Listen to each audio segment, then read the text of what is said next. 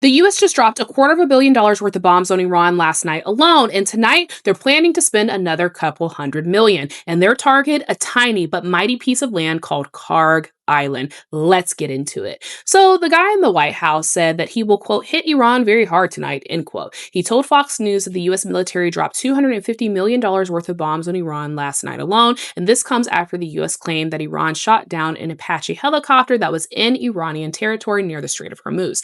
Now, the US launched a bombing campaign on important sites in Iran, and Iran retaliated by hitting US interests in that area. And all this is happening in the middle of negotiations. Now, in addition to bombing Iran, Trump is renewing his threats to seize Karg Island and take total control of Iran's oil and gas markets. It's like they're not even pretending that this is about a fight for freedom anymore. But anyway, many people say that seizing Karg Island is an operation that can only be done by putting boots on the ground. And as Ken Klippenstein already reported, some US troops were secretly sent into Israel in preparation of an operation like this. And you're probably wondering, why does the US want Karg Island so bad in the first place? Well, Karg Island is a tiny island off of the coast of Iran, and it is incredibly important. It handles up to 90% of all the oil that Iran sells to other countries and has giant storage tanks that hold up to 30 million barrels of oil. And the US keeps acting like this will be a get in and get out style operation that requires no boots on the ground. The problem is that actually taking the island would require US ground troops, which is a scenario that Iran has been preparing for years. In fact, in this video, Iranian leadership had this to say about a possible US boots on the ground situation.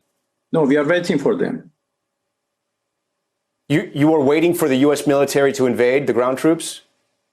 Yes, because we are confident that we can confront them, and that would be a big disaster for them. Now, Trump has compared his plan for Iran to what the U.S. did in Venezuela, where the military captured President Nicolas Maduro and took control of the country's oil through a bloody special forces mission. After that operation, American companies were allowed to invest in and run Venezuela's oil infrastructure. However, Iran is not Venezuela. Iran has nearly 1 million active and reserve military personnel, while Venezuela only had about 120,000. Iran also possesses thousands of ballistic missiles and an enormous drone fleet, giving it the ability to hit back hard, something Venezuela unfortunately could not do. Now, taking Karg Island would be a huge risk. Pentagon officials have drawn up plans for a ground invasion, but have continuously shelved them because they could lead to heavy U.S. casualties. For now, the entire world will wait for tonight as the bombs continue to drop and the war of aggression that was supposed to be a short military excursion continues with no end in sight.